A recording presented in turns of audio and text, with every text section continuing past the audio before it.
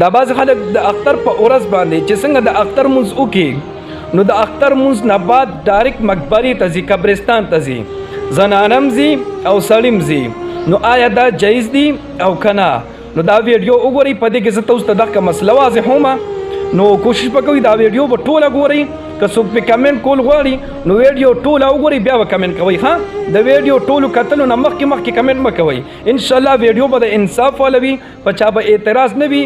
انشاءالله ښه د عدل او انصاف والا ویډیو او عدل او انصاف والا مسله به پکې زه بیانوم انشاءالله. ټیک شوه؟ نو راځو مسلې طرف ته. نو زما عزتمندو، مقبرې ته تلل د اختر ورځې نه چې عام ورځو کې لومبیا به دا خبره بیان کوم. نو زما عزتمندو، عام ورځو کې مقبرې ته تلل د دې مخکې به ډېر صحابه کرام وغیره تلل. نو څه وخت کې به نبی کریم صلی الله علیه وسلم د دې نه منع وفرمایله چې مقبرې ته مه ځئ، قبرستان ته مه ځئ، منع یې ترنه وفرمایله.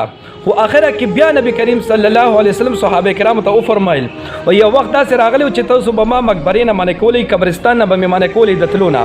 خو اوس وایي زه تاسو ته باقاعده حکم کوم چې تاسو مقبرې ته ځئ، قبرستان ته ځئ، چې تاسو ته مرګ را یادېږي، چې تاسو ته آخرت را یادېږي، جهنم جنت تاسو ته را یادېږي. نو د دې لپاره وایي تاسو مقبرې ته ځئ. نو بیا نبی علیه الصلاۃ والسلام مکمل اجازت ورکو چې مقبرې ته خیر دې ځئ، دا عام ورځو کې.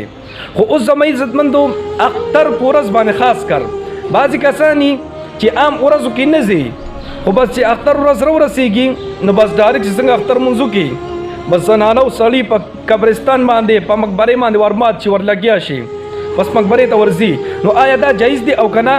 دا خبره زه تاسو ته په دې کې بیانوم. ټیک شوه؟ نو زما عزتمندو، د دې باره کې اول به د سړو بیان کوم چې سړو دپاره د اختر په ورځ باندې مقبرې ته تلل څنګه دي، قبرستان ته تلل د سړو دپاره څنګه دي، زنانو بیا دې پسې بیانو. ښه، نو زما عزتمندو، د سړو باره کې چې قبرستان ته تللی شي که نه د اختر په ورځ باندې، نو دې باره کې د علما کرامو دوه رایې دي، د هر فرقې والا علما کرامو دوه رایې دي. ښه، بعضې علما کرام خو چې بس دا ملک مکمل بدعت دی د اختر په ورځ باندې چې څوک ځي، او بعضې علما کرام وایي جایز دي. نو دواړو سره پې دلایل شته، چې کوم وایي چې ناجایزه دي هغې سره پې دلایل شته. انشاءالله دا به هم زه تاسو ته بیانوم. او کوم کسان چې وایي تګ جایز دی تللی شي ورته، هغې سره پې دلایل شته. نو دواړه به زه تاسو ته انشاءالله د دې دلایل هم بیانوم او د دې رای به هم زه تاسو ته پیش کوم. ټیک شوه؟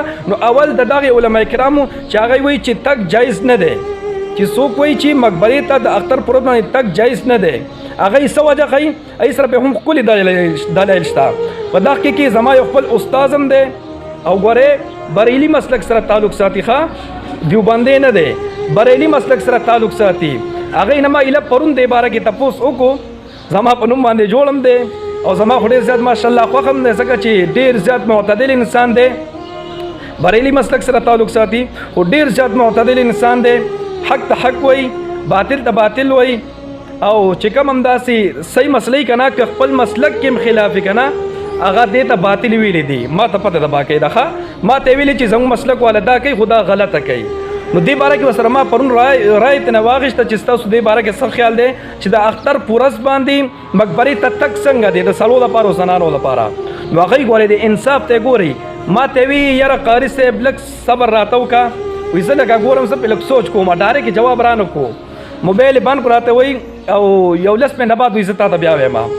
نو چې موبایل یې بند کړو یو 10 منټه بعد یا په وخت بعد راته خپله رنګ وکړو دوباره، وایي یاره قاري صاحب وایي چې لږ سوچ وکړي دغې خبرې ته که نه.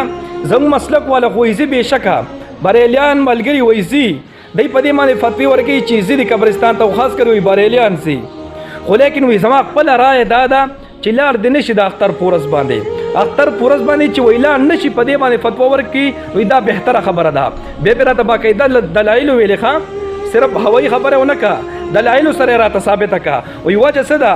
وایي نبی کریم صلی الله علیه وسلم خو دا هم فرمایلي دي چې د اختر په ورځ باندې تاسو روژې هم ونیسئ، ځکه چې دا د خوشحالۍ ورځې دي، چې د خوشحالۍ ورځې دي. د روژو نه نبی علیه الصلاۃ والسلام منع فرمایلې ده. نو بیا قبرستان ته تللو، اول ته جړا فریاد کول، خفګان کولو او هغه غم را تازه کول، دا به په کم دلیل سره بیا جایزه شي، دا به په کمې خبرې سره جایزه شي. هغې راته دا مو وفرمیل چې زه وایي خپله هم تللی یم، زمونږ خلک ځي خو یې ښه نه کوي، ما هم وایي اوس پېښ پیمان یم چې ولې تللی یم، وایي نن نه بعد زه به خپله هم نه ځم، خو لیکن زه به باقاعده دا فتوا ورکوم چې د اختر په ورځ باندې قبرستان ته مه ځئ. او که څوک وایي چې مونږ د دې دپاره ځو چې وایي غم را تازه کوو نه، وایي د آخرت یاد را تازه کوو. وایي ولې دا نورې ورځې نشته څه په عام ورځو کې ځئ که نه.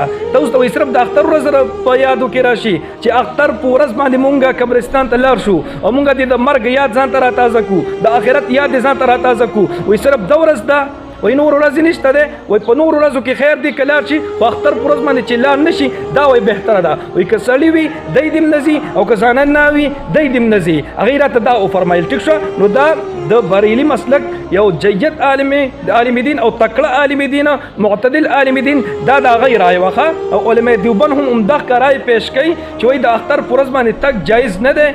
وایي که عام کسي عام ورځو کې نه ځي او د اختر پر ورځ باندې دی بیا ځي که نه د لپاره تګ ناجایز دی، دی بیا نشي تللی. ټیک شوه. دا د دوی رایه وه او دغه دلایل وو. او اوس دا چې کوم وایي چې جایز دی دی به صرف وایي چې جایز دی، صرف گنجایش شته دی. ښه دا چې کوم وایي جایز دی دی هم وایي چې تګ صرف جایز دی، ضروري نه ده، دی ضروري نه ګڼي. خو صرف وایي چې که څوک لاړ شي جایز ده.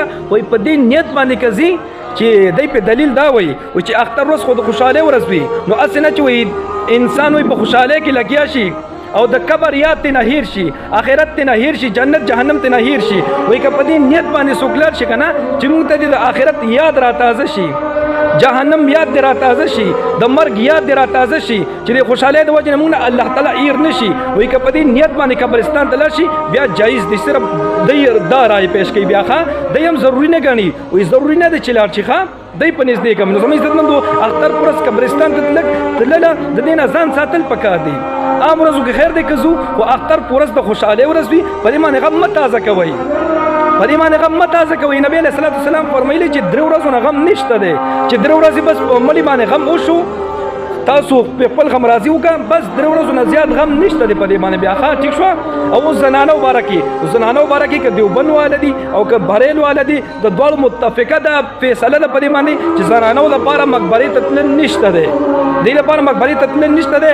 کینې د اعلی حضرت صاحب بریلي مسلک سره تعلق د دوی ټول نه غټ عالم دین هغه فتوی وګورئ، فتوی هغه وګورئ څومره سخت فتوی دې باره کې ورکړي دي چې زنانو لپاره مقبرې ته تلل نشته دی. ښه زما عزتمندو نو دا یو څو خبرې وي، کوشش وکړئ دا ویډیو د ثواب په نیت باندې مخکې شیر کړئ، مخکې پهلو کړئ چې ټول مسلمانان د دې نه خبردار شي او اختر په ورځ باندې مقبرې ته لاړ نه شي. ښه خیر د ورځ پس لاړ شي، 2 ورځې پس لاړ شي، که د دې لپاره ځي چې موږ ته د آخرت یاد را تازه شي نو سبا لاړ شي، بله ورځ د اختر په ورځ لاړ شي. اختر په ورځ خو څه ضروري دی نه که نه زما عزتمندو. کوشش به کوئ چې څوک هم دا ویډیو وګوري او که چېرې مخکې تللي وي د اختر په ورځ باندې مقبرې ته تللي وي په هغې باندې پیمانه شئ، خو آینده بیا د اختر په ورځ باندې مقبرې ته مه ځئ. ټیک شوه جي. نو دا د دواړو علما کرامو رایې درته ما پیش کړي، انشاءالله تاسو به پرې خفه شوي هم نه یئ. د دیوبندیانو رایې مې هم درته پیش کړي، بریلي مسلک رایې مې هم درته پیش کړي، نو خفه کېږئ به پرې نه. که څوک ځي راځي زه ته د ورورولۍ نظم یم چې بس ځان د دې نه وساتئ. تلل نه دی پکار د اختر په ورځ باندې، د خوشحالۍ ورځ ده چې الله تعالی موږ ته خوشحالي راکوي، نو موږ سله د خپل خوشحالي په غم باندې بدلو، سله د خوشحالي په ماتم باندې بدلو. زما عزتمندو کوشش وکوئ دا ویډیو به د ثواب په نیت باندې مخکې پهلاوخئ، او که څوک مخکې تلي راغلي وي ای باندې که دا ویډیو بده لګېدلې وي وایي نه معذرت هم غواړم، خو ما درته د دواړو علما کرامو رایې په دې باندې پیش کړي. ټیک شوه. الله رب العزت مو خوشحاله باساته. دعاګانې کوئ، دعاګانې به کوو. الله په امان.